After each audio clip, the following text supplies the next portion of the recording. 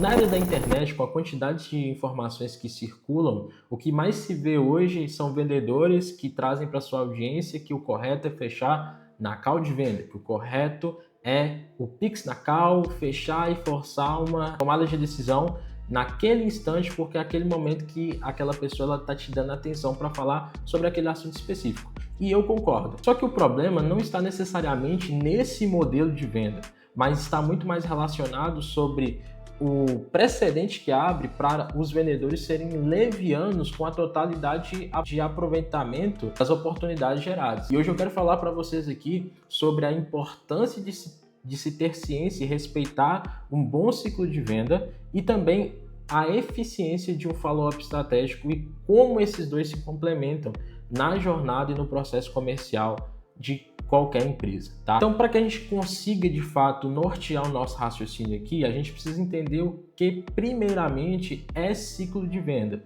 Ciclo de venda é a etapa em que ele se inicia desde o momento da apresentação de produto, ou seja, o primeiro contato que aquele potencial cliente tem com aquilo que você está oferecendo, até a etapa de tomada de decisão e fim do processo comercial. Então, é aquela pessoa que entrou no seu funil de aquisição, teve uma primeira abordagem, houve um processo de pré-qualificação por parte do time de venda, foi para a reunião, pós-reunião essa pessoa entendeu sua proposta, tomou a decisão de fechar, fechou, passou para o time de onboarding para poder iniciar o processo de entrega daquilo que ele comprou e aí sim, o ciclo de venda está finalizado. Então é a etapa desde a abertura do processo de aquisição até o fechamento com a tomada de decisão de compra, que se concretiza na venda. Só que a grande questão é que a gente precisa ponderar sobre como esse ciclo de venda ele pode ser variado a partir do canal de aquisição que você utiliza para adquirir determinado cliente. Então, quando a gente fala, por exemplo, de canais mais focados ali em inbound, né, como por exemplo tráfego pago, às vezes um social selling ali, que são pessoas que de fato estão sendo ou nutridas por algum tipo de conteúdo seu, algum tipo de geração de valor que você está promovendo para aquela pessoa, ou pessoas que de fato já são clientes, ou seja, vieram de um produto de entrada, e pessoas que de fato estão com a janela de compra aberta, como é o caso do tráfego pago, são pessoas que tendenciosamente elas têm mais abertura para uma tomada de decisão. Então o ciclo de venda ele tende a ser menor. Então a grande questão aqui não se trata necessariamente só do ciclo de venda, mas também como isso daí vai se perpetuar a partir de qual canal e como o vendedor deve se comportar a partir de qual canal de aquisição. Então, vamos trazer dois extremos aqui para a gente conseguir nortear a nossa conversa aqui. Pensa que, por exemplo, hoje eu faço uma captação, eu tenho uma estrutura de outbound, ou seja, de prospecção fria, em que o meu vendedor ele vai atrás do meu potencial cliente. Eu tenho uma estrutura de inbound, em que eu atraio pessoas que têm interesse naquele meu produto, que estão buscando, estão com a janela de compra aberta, estão com a janela de compra aberta pronta para poder comprar aquele determinado produto que eu estou oferecendo. A grande questão aqui é que, notoriamente, o ciclo de venda do inbound vai ser muito menor do que do outbound, porque muitas vezes o outbound você não consegue falar diretamente com o tomador de decisões. A ideia do outbound é conseguir a atenção de alguém para oferecer o seu produto e essa pessoa se interessar em saber mais sobre ele. Então, necessariamente, a grande questão aqui se trata muito mais de uma reunião de apresentação para poder apresentar um produto, investigar as dores daquela pessoa, se de fato seu produto consegue resolver aquele problema, para aí de fato fazer uma apresentação e quem sabe evoluir para os próximos pontos, trazendo os C-levels, os diretores ali para poder ponderar sobre aquilo que você está oferecendo. Então perceba que diferente do inbound, em que eu às vezes já falo com o dono do negócio, já falo com a pessoa responsável por aquele setor específico que está buscando a solução que eu tenho, eu já consigo de fato ter uma resposta, um sim, um não muito claro, contornar qualquer objeção que possa existir, seja de preço, de entrega. No outbound eu já tenho uma velocidade um pouco menor, porque é uma fase de conhecimento, de investigação, em que posteriormente eles vão conversar internamente para entender se a minha solução faz sentido ou não para aquilo que eles estão buscando naquele momento, que não necessariamente se trata de uma dor que eles têm latente, mas de algo em que talvez o meu produto possa ajudá-lo. Então, a grande questão que eu quero trazer para essa conversa é que percebe que o ciclo de venda ele se manifesta de maneira diferentes entre variados canais. E isso não implica em você ter um comercial ineficiente. Eu vejo muitas pessoas falando que vendedor bom é aquele vendedor que fecha na hora. Depende do canal que ele está atuando. Então, o vendedor que ele vai vender inbound, ele não pode ser o mesmo vendedor que vai vender para outbound. São ciclos de vendas diferentes, são processos diferentes, são reuniões diferentes. E aí entra aquela etapa que eu trouxe para vocês aqui, que é justamente a etapa do follow-up estratégico. Quando a gente fala de follow-up, essa é uma sigla em inglês que significa basicamente acompanhamento. Então é basicamente aquela pessoa que foi para a reunião, não conseguiu tomar uma decisão naquele momento, porque talvez os decisores não estavam lá, ou não estava tão segura para tomar aquela decisão, precisava ponderar com alguém, e essa pessoa de fato ainda não fechou. A partir daí, começa-se o processo de follow-up. O follow-up, muitas pessoas eles confundem com cobrança, e aí fulano, tudo bem? Você já conseguiu decidir? Está pronto para poder tomar essa decisão específica? E o follow-up, ele é isso, só que de maneira errada. As pessoas elas tendem a fazer esse processo muito mais como se fosse uma cobrança do que de fato como algo que pode contribuir para uma tomada de decisão para aquela venda, para fazer com que aquela venda aconteça. E aí, em vez de gerar valor, de tentar contribuir para aquela pessoa, fazer um acompanhamento que de fato foque na pessoa e não no fato de você querer vender para ela, a venda acaba morrendo. Então, hoje eu quero trazer para vocês aqui um exemplo prático, tá? De um exemplo real que aconteceu comigo, de como fazer de fato um follow-up estratégico e respeitar o ciclo de venda de maneira eficiente, tá? Então, presta atenção que eu vou mostrar para vocês agora. Então, pessoal, eu estou trazendo um exemplo prático para vocês de uma cliente que eu atendi e eu quero que vocês prestem principalmente atenção às datas aqui junto comigo. Olha só, para você ter uma ideia, o que é respeitar o ciclo de venda e fazer um follow-up estratégico ao mesmo tempo. Qual que é o contexto? Essa pessoa, ela é gerente de uma clínica médica, né, lá em Vitória da Conquista. E essa clínica, ela entrou em contato com a gente querendo saber um pouco mais sobre o nosso trabalho, que é natural, né? Qual que foi a grande questão aqui que eu quero que vocês se atentem? Ela não é a tomadora de decisão. Ela é a pessoa no qual foi destinada para conseguir fazer uma cotação, um levantamento com algumas pessoas que prestam o serviço que eu estava oferecendo para ela e que de fato poderiam ajudá-la em alguma dor específica. O que aconteceu? Quando ela entrou em contato aqui comigo, foi no dia 5/3, como vocês podem ver. Obviamente, vão ter alguns dados que não vão estar aparecendo aí para vocês, por uma questão ética, né? E logicamente aí.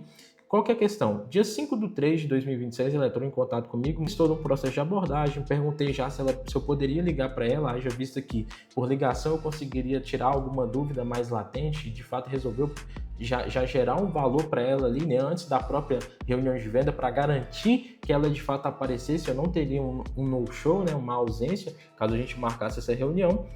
E aí ela me explicou que não, aí eu resolvi, beleza, então pediu para mandar áudio, já mandei áudio, ela me passou o contexto dela, tá vendo? Nós abrimos uma clínica, a médica é gastro e tudo mais.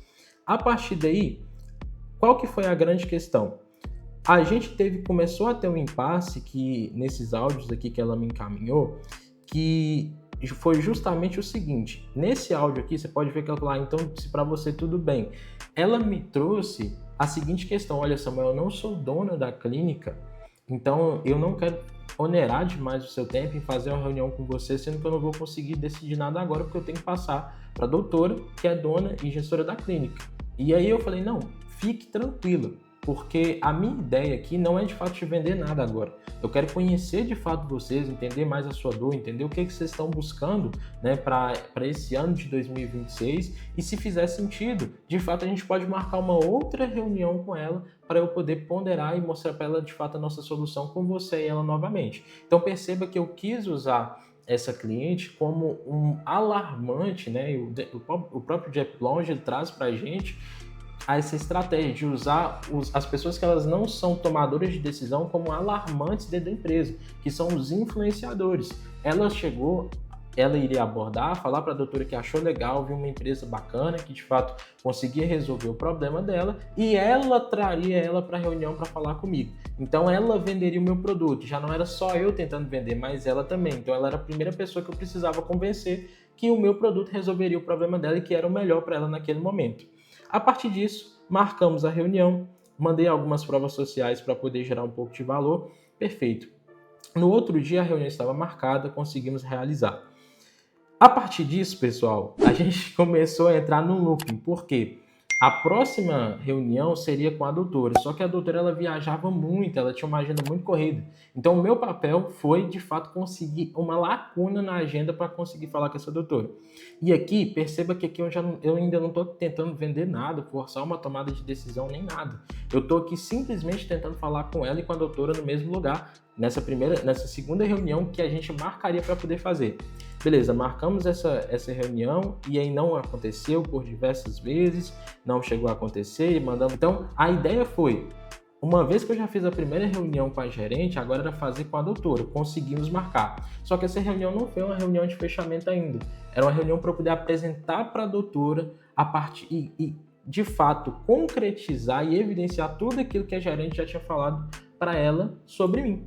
E aí, conversamos, tudo mais, marcamos uma reunião de devolutivo de proposta para um dia específico e aí não conseguimos falar. A partir disso, ela começou a negociar comigo aqui pelo WhatsApp, haja vista que eu já tinha passado precificação para ela, já era a segunda reunião com a tomada de decisores, eles entenderam que fazia sentido, estava dentro do orçamento, eles precisavam ponderar só a tomada de decisão para poder iniciar o projeto. Quando iria isso acontecer, e eu continuei fazendo um acompanhamento, esses follow-ups de figurinhas. E aí, pessoal, é um outro ponto que eu quero abrir aspas aqui para vocês.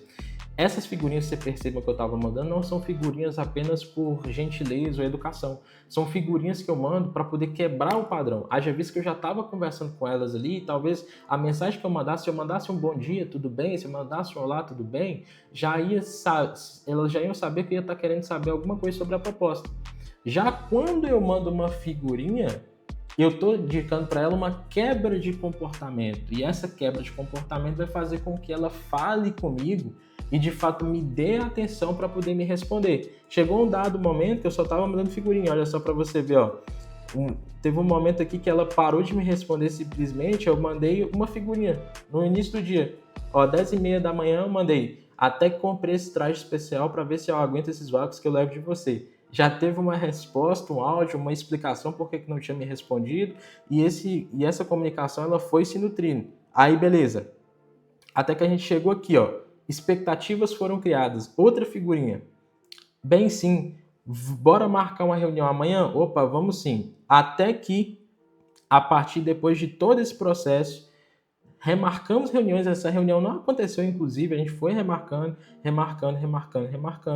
até que a gente chegou nessa reunião que aconteceu, e nessa reunião a gente conseguiu concretizar para iniciar o projeto com elas. Então a gente ficou desde o dia 6 do 3 até o dia 30 do 4. Então perceba que esse ciclo de venda foi um ciclo de mais de 2 meses, 2 meses e meio praticamente, só gerando valor, comunicando, fazendo follow-up estratégico de quebra de padrão de comportamento, que follow-up não é cobrança de proposta, mas é para conseguir mapear a rotina e conseguir a atenção daquela pessoa para conseguir voltar sobre aquele assunto que vocês haviam conversado novamente, e é de fato um acompanhamento estratégico.